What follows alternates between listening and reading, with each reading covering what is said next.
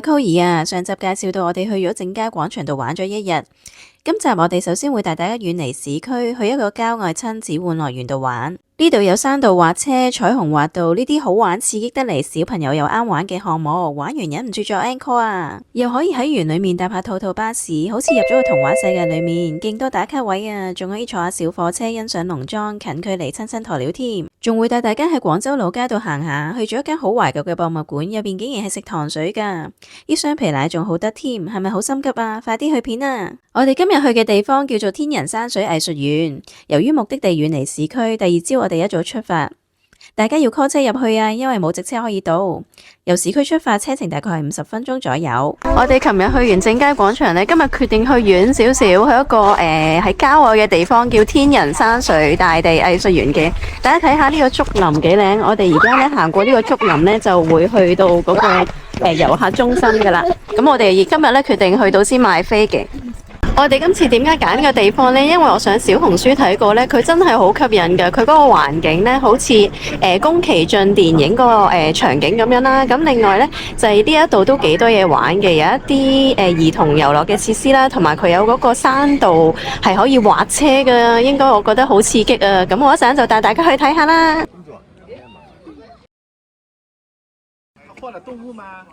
呢度真係好舒服嘅，同埋呢度呢係有個營地呢，可以放大家喺度住嘅。咁如果大家諗住喺度 stay 嘅話，可以考慮一下啦。因為其實個環境都幾清幽下嘅。咁同埋大家睇下呢，其實後面呢度有個候車處呢，咁有接駁巴士，等你哋可以喺度玩完之後呢，再翻返去營地嗰度嘅。未入到園區之前呢，除咗有個竹林，仲有個小山丘，小朋友都急不及待喺度玩陣啊，仲可以打下卡。我哋已經行到去遊客中心啦，咁大家睇下個地圖，其實都幾多嘢玩噶，又有農莊啦，有一啲滑道同埋一親水棧道，應該係可以玩下水咁樣，即係可能係撐下船仔咁樣。咁我哋不如而家入去玩啦。佢入邊呢應該都幾大嘅，所以佢園內交通呢係會有呢一個樂樂電瓶車啊，叫做好似兔仔嘅樣子。我係上網睇過呢，係好靚嘅，人哋話好似宮崎駿嗰個畫面咁樣嘅。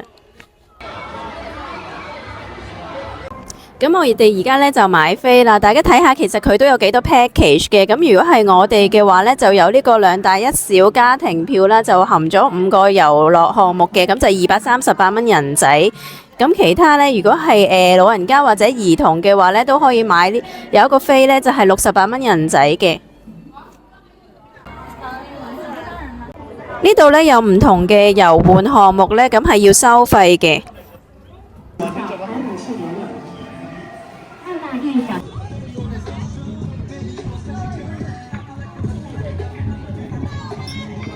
到園區啦，咁前面呢已經有個樂樂莊園啦，就係一啲兒童可以玩滑梯嘅地方啦。咁其實周圍都係一啲好多兒童嘅遊樂設施嘅。嚟到呢個樂樂莊園，小朋友一定好開心，因為有一個用木材建造嘅大型遊樂設施，滑梯、攀爬繩索咁樣，可以盡情放電。藝術園係獲得生態名片認證嘅國家體育旅遊示範基地，森林覆蓋面積大概有3萬平方米。天人山水藝術園呢係位於廣州從化區太平鎮，營業時間呢係由朝頭早10點去到晚上7點。大家要注意呢，4點半就會停止買飛噶啦。我建議可以早啲嚟到呢，重點揀啲項目玩，因為一定唔夠時間玩晒所有嘢，要預時間搭翻車出去噶。全個園區呢仲有超過700幾種花，負氧離子好高，唔怪之入咗嚟之後呢，人都覺得特別舒暢啊！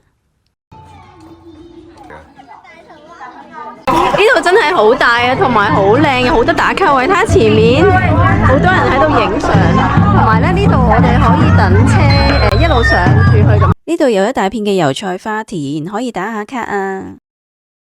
周圍都見到樂樂兔仔車，載你去園區唔同嘅地方。網民話似宮崎駿 feel 喎，大家覺唔覺得呢？後邊站，後邊嘅有。搭接駁車啊，好開心啊！我哋諗住喺最上面玩落嚟，而家開車啦！我哋上咗車，沿途會經過燈科橋。呢條橋呢係用8000幾條竹編製而成嘅，沿途可以欣賞下大自然景色。嚟到呢度呢，可以選擇坐下水上巴士遊下湖，玩下皮划艇。今次我哋就冇時間玩啦。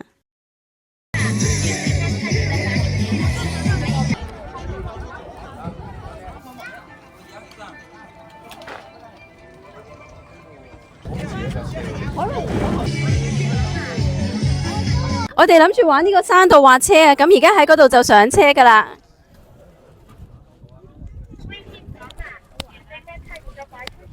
彩虹滑道，哇，係咯。係啊，彩虹滑道啊！我哋見到係咪玩錯？好啊，好啊。邊架車啊？車啊！你幫我。而家好期待媽媽落嚟咧，佢會唔會尖叫？哇！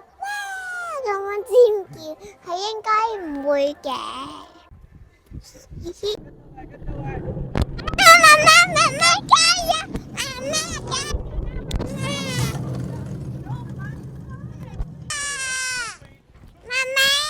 我啱已經玩完呢個山道滑車啦，真係好好玩啊，好刺激啊！不過佢真係有啲快嘅，有成80公里時速咁快㗎，所以其實我都 keep 住剎車咧，唔夠膽行得咁快啊！不過其實佢小朋友都玩得㗎，咁大人同小朋友陪同之下咧都可以玩，所以我介紹大家咧，如果嚟到呢一度咧，一定要玩呢個山道滑車呢個項目啊！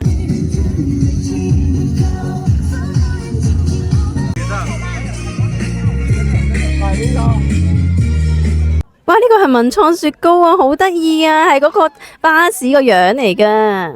第2站決定玩呢個彩虹滑道，咁我哋啱啱嗰張飛呢，可以扣5個項目嘅，大家要記住啦，嗰5個項目呢，唔係每人5個項目嘅，係 total 呢咁多個人5個項目。咁其實我哋而家只係整翻一次啦，所以我 extra 呢就要再買嘅。咁彩虹滑道呢，係20蚊一個人嘅。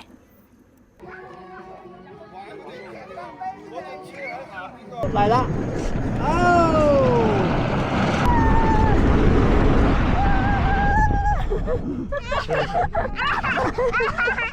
好玩喎呢個！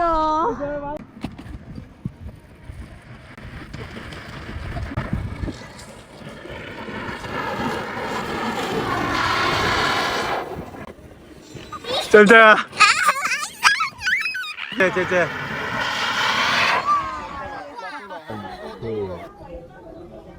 我哋呢一站決定玩呢個叢林穿越啊！大家睇下，就係歷奇嘅 Candice 期未待。好期待。Candice 咁緊張啊！我有啲緊張，但係覺得好好玩啊！應該。好啦，你出發啦！戴上手套。係戴手套。好刺激同埋好好玩啊！交通都勁。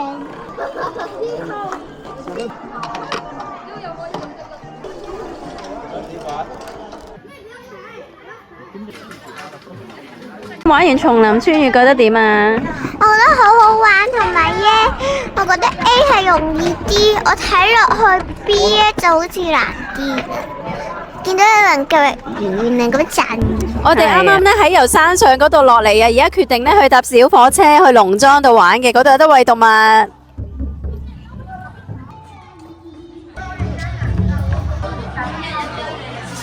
我哋而家等緊小火車啦，咁大概要等10分鐘左右嘅。嚟呢度玩呢，我建議呢，其實係由我哋上咗山先啦，之後先慢慢再玩翻落嚟嘅。咁同埋呢，我哋本身買嗰個套票呢，佢包5個項目嘅。我建議大家呢，可以用嚟玩啲貴少少嘅活動啦，例如好似嗰個山道滑車啊。咁你會抵啲咯，因為彩虹滑道嗰啲呢，只係20蚊一次，咁而山道滑車呢，我記得係大人係60蚊一次，咁會話抵玩好多嘅。咁同埋我特別推介係玩呢個山道滑車，真係超級好玩啊！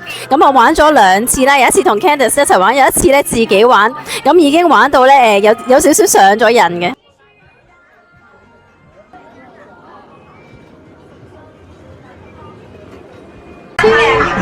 我哋而家坐小火車啦，俾嗰個賣。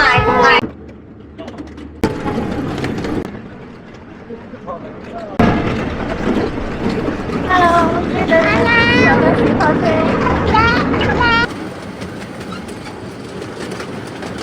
風景好靚啊，好舒服啊呢一度。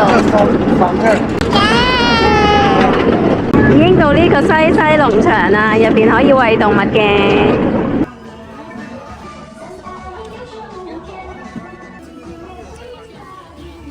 咁我哋要餵動物呢，就要去買飼料嘅。真係個天氣好好啊！大家睇下個環境好靚㗎。哇，好肚餓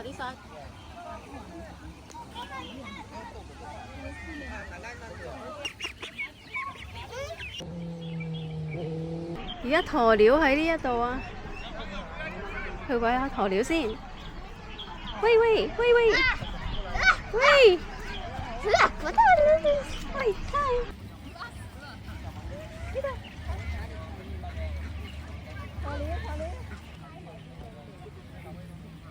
我哋已經玩完啦，農莊係最後一站啊 ！Candice 好唔好玩啊？好好玩啊！你最中意玩邊一個項目啊？我最中意玩呢，就係因為嗰啲鴨仔。係啊，因為呢度仲有鴕鳥啊！鴕鳥係咪好得意啊？係咪第一次見啊你？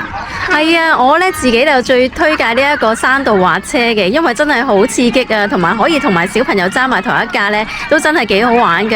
Candice，你覺得嗰個叢林穿越好唔好玩啊？我覺得好好玩啊，中意攀爬。係啊，呢一度呢，其實同埋地方好大啦，同埋環境好舒服啊，好似即係成個大草原咁，同埋佢成個山頭呢都有唔同嘅點咯，超多嘢玩啊！咁同埋我見到呢一度呢，原來仲有住宿嘅，如果我哋下次嚟嘅話，真係好想試下喺度住啊 ！Candice 係咪啊？係啊！好啦，咁我哋而家走啦。拜拜。呢一度呢比較遠離市區嘅，咁其實比較適合自駕遊啦。咁如果呢係冇揸車嘅話呢，就要call 車過嚟嘅。咁但係我都好推薦大家呢，如果真係有機會，真係可以嚟到體驗一下咯。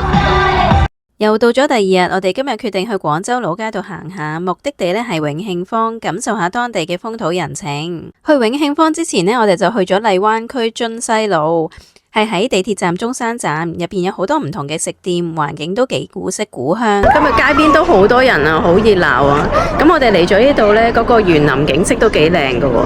咁呢，我原本呢就上網做咗 research 啦，就揾咗一間呢喺呢個荔灣區嗰度呢，有得食甜品嘅。不過我哋呢，可能中午先嚟呢，就太多人啦。咁跟住我哋決定呢，就改變行程呢，周圍去行下啦。不過其實呢，呢一度個環境都真係幾靚嘅。咁大家可以睇下呢，會唔會都過一過嚟打下卡咁樣啦？咁同埋佢有唔同嘅食店，大家可以食下糖水啊，或者去飲下茶都得嘅。有人追漢服啊！睇大話。好勁啊！呢個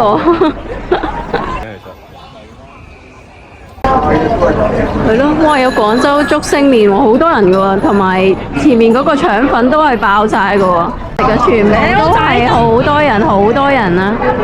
後面呢，就係呢一個西關大宅嘅，好多人喺度打卡嘅，因為以前我哋咧喺呢度已經行咗10幾分鐘咧，其實周圍咧都係好多傳統嘅食肆，因為咧傳統嘅廣州人咧都係仲中意食啲粥粉麵飯啦，咁所以其實我哋周圍都係見到一啲粉麵類啊或者腸粉啊之類嘅，就好少會見到會有西餐咯，因為其實呢個區咧都係比較傳統少少，同埋咧真係都幾熱鬧㗎，有好多嘅人咧都而家都會，可能係新年嘅關係咧，而家周圍都真係周圍都係人咯。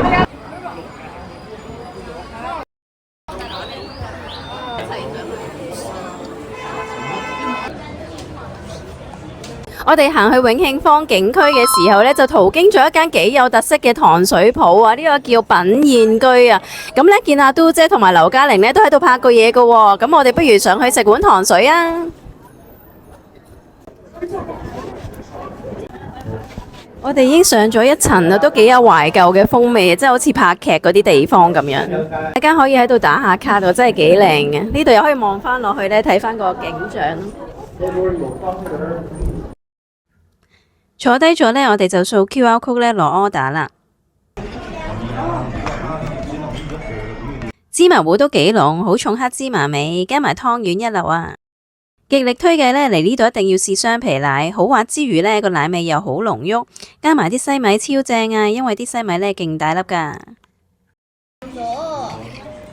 你用第二個咯，開到第二個西米。楊枝甘露勁足料啊！你會見到好多果肉同埋西米，芒果幾鮮甜，西柚勁新鮮。呢度仲有豬腳薑食啊！啲豬腳呢食落幾腍。呢度有間恩寧雪糕呢排晒長龍嘅，大家睇下，超誇張啊！好多人啊！我哋而家終於嚟到呢個永慶坊啊！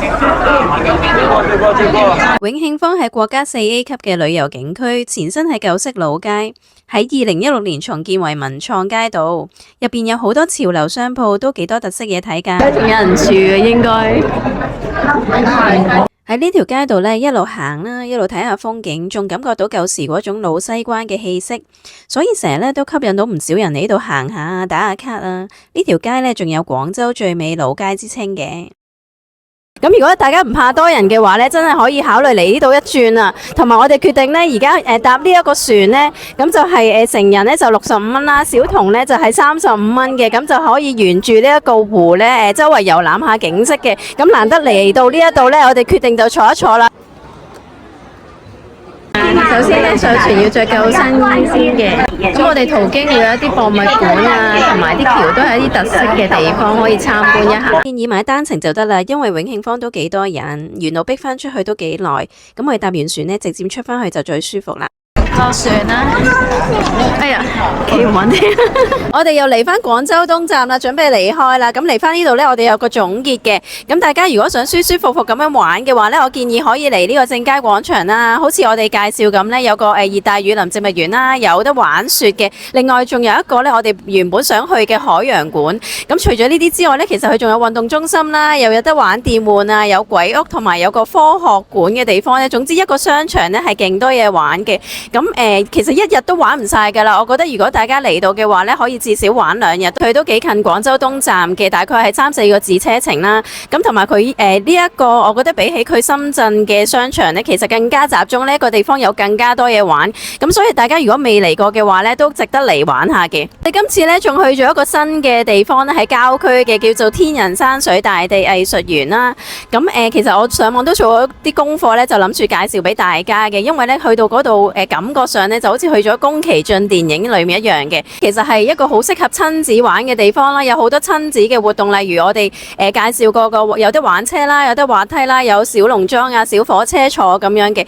咁其實佢好似一個度假村咁樣，每一個站呢都有唔同嘅玩。不過嚟呢一度呢，就要自己揸車啦，或者要 call 車嘅，所以建議大家如果 call 車嘅話呢，記住早少少呢 call 埋回程嘅車，因為如果唔係大家等嘅時候呢，可能會等得比較耐啲嘅。今次仲去咗廣州一個老城區啦，入邊有好多廣州嘅傳統建築同埋美食嘅。不過我哋嚟嗰陣時呢係新年啦，人就好多，同埋聽講呢佢即係星期6日嘅時候呢都好多人嘅。咁所以大家如果怕逼嘅話呢，就可以考慮一下啦。咁我哋而家走啦，如果大家中意我哋影片嘅話，記住 like 同埋 share 啊。咁我哋下一次再見，拜拜。